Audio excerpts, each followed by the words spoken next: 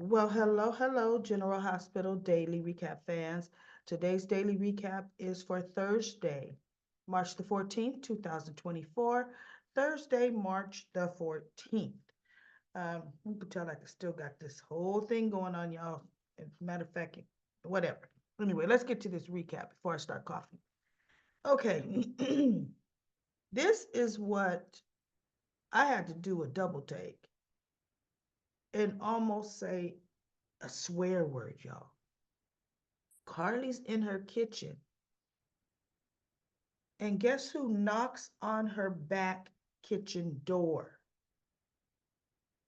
Now, the back kitchen door, in my daily recap, lady opinion, is for friends, family, loved ones, not FBI agents. You don't come peeking through my panes in my back kitchen window and knock. You come to the front and you ring the daggum bell. Cardi looks at him and she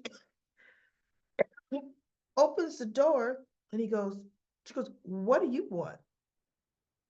I wanted to ask you some questions. Can I come in? She goes, do you have a warrant?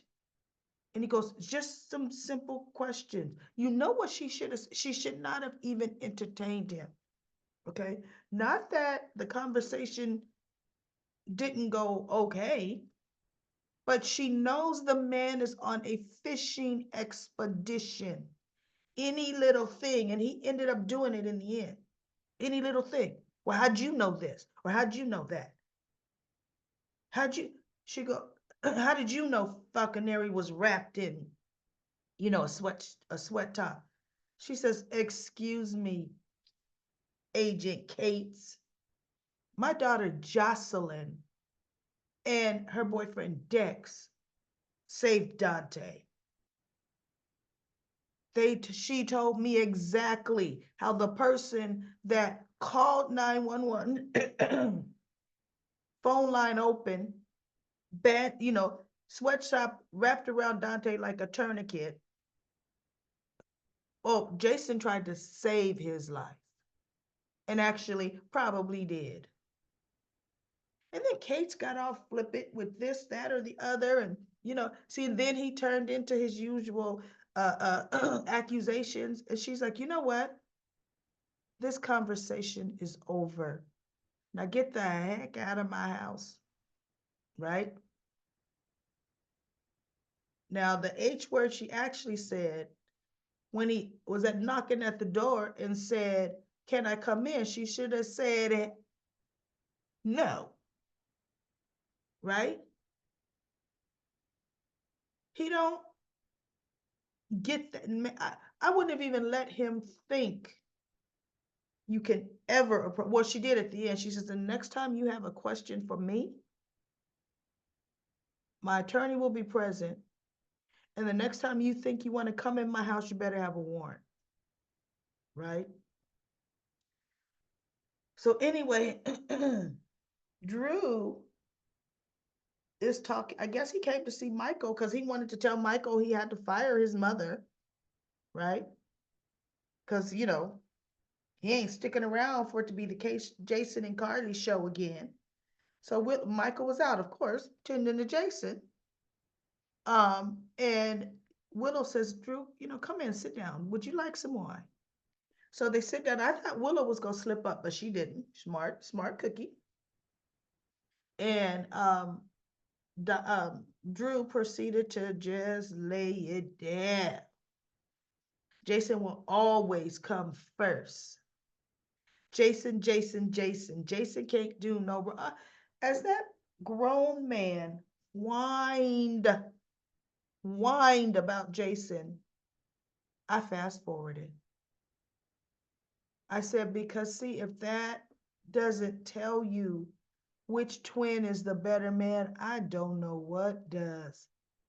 Drew, you got nothing going for you except now going to everybody that'll listen. Jason, oh my goodness. That is just absolutely ridiculous. It's almost like Nina and Carly.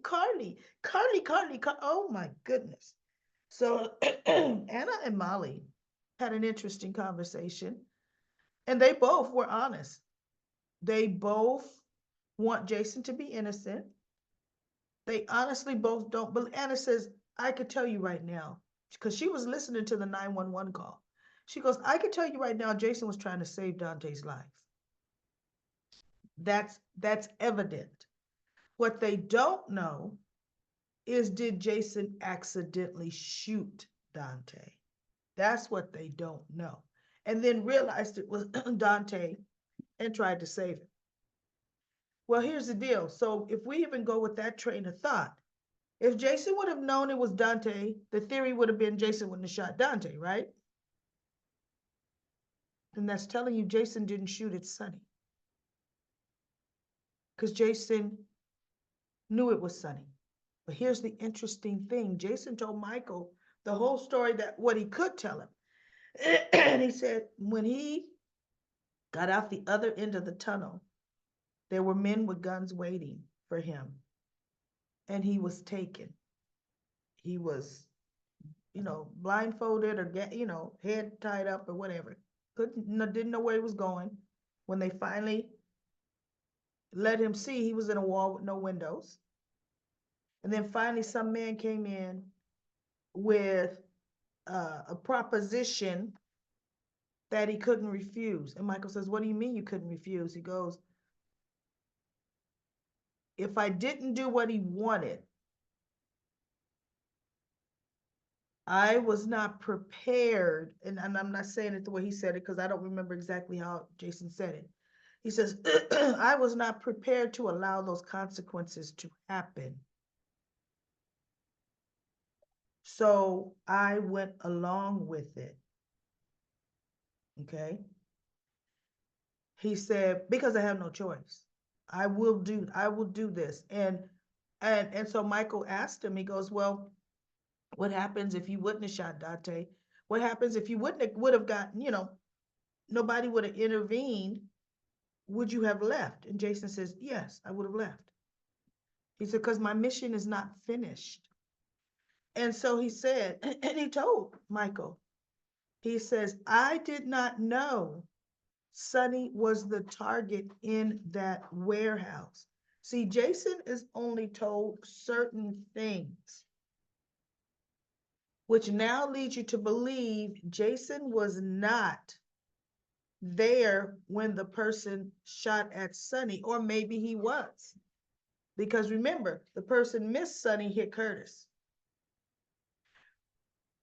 But I think Jason, well, no, because see, at the warehouse, he missed, well, he actually hit Sonny, just didn't hit him fatally. It hit his coat, right? Jason was able to steer him off enough, right? So yeah, somebody else could have gotten shot there when that happened.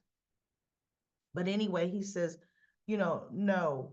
Once he realized Sonny was in that warehouse and was the target, he said, I made sure that the sniper missed. I made sure he missed that shot. So Michael knows, and he told Michael, I can't tell you anymore. He says, and Michael says, okay, well, let me get rid of your dirty clothes. And Jason says, no, I must be wearing the same clothes when I leave here, with the same bullet hole. He says, otherwise they will know I got help. They might be able to tie down to who helped me, and I will not let that happen. Okay.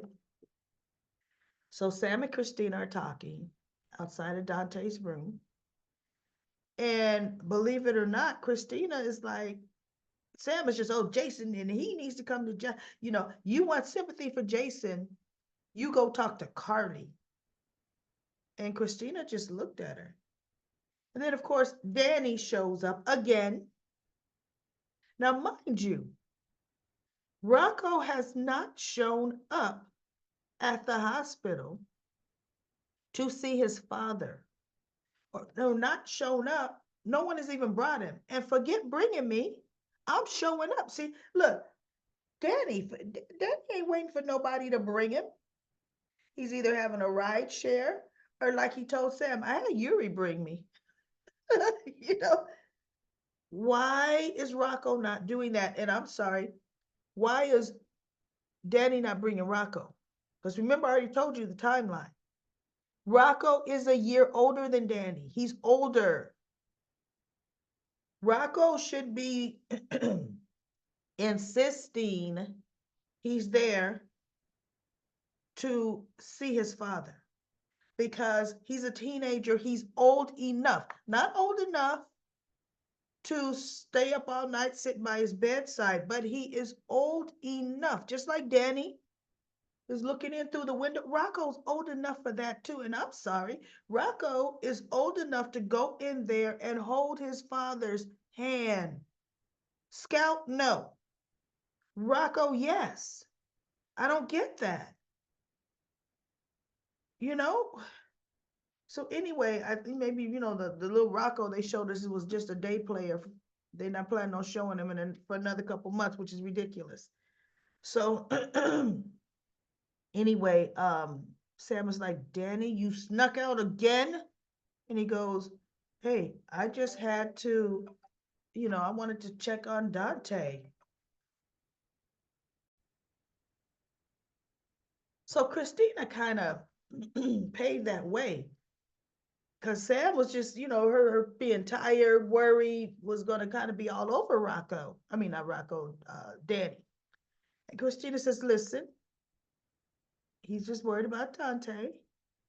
And he probably has some questions about his father.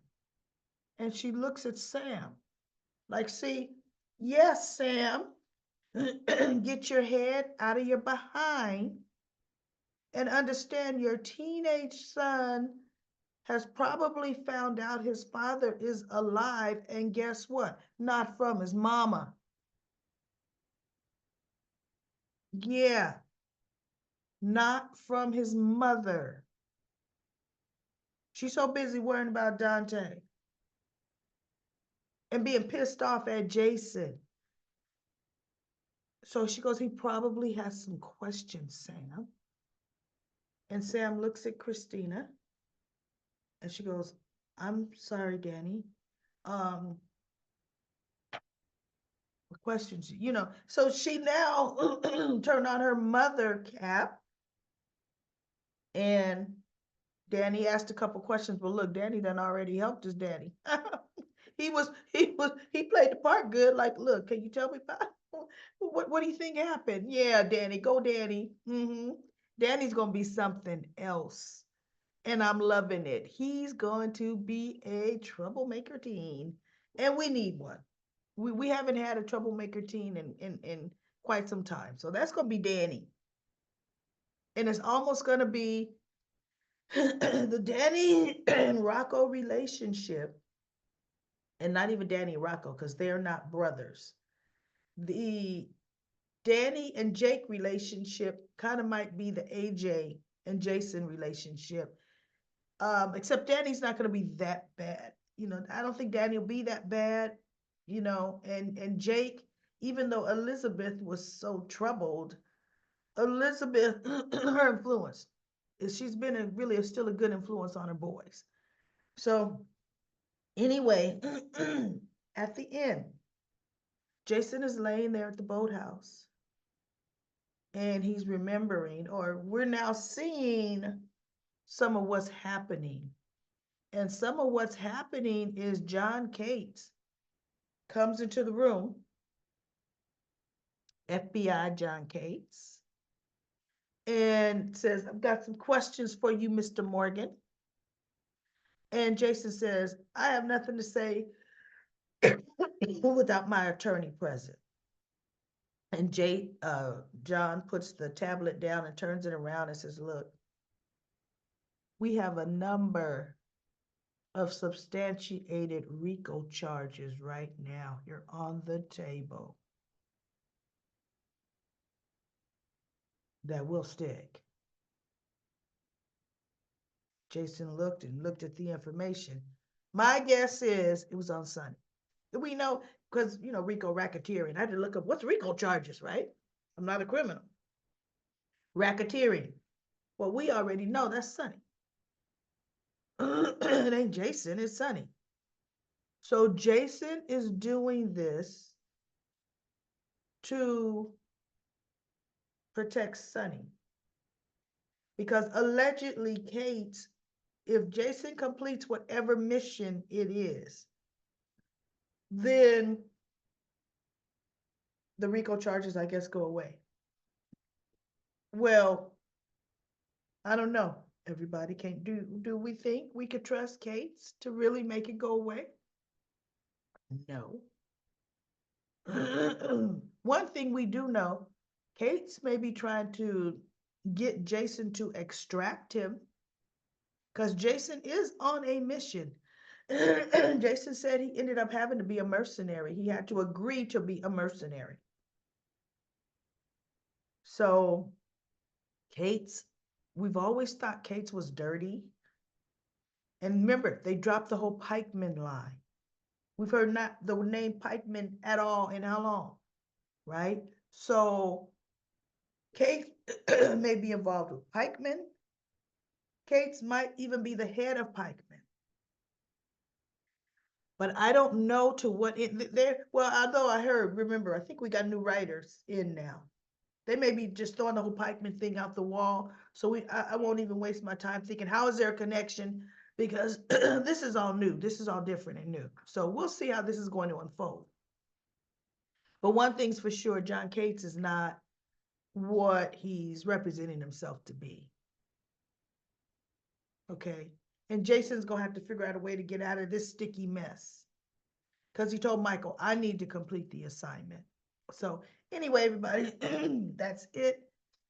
Great comments in comment corner. Keep it up, keep it up. I guess you don't heal. Well, no, sinus infections do linger. Everybody who were my daily recap fans for last year, this time, at first, actually, I was sick last January through February. It took me 3 weeks to get back together again. So, as soon as I can, I'll get back to comment corner, but the more I talk, it more vibrates my vocal cords and the mucus starts doing its thing. So anyway, everybody, I'll be back tomorrow for another daily recap of General Hospital.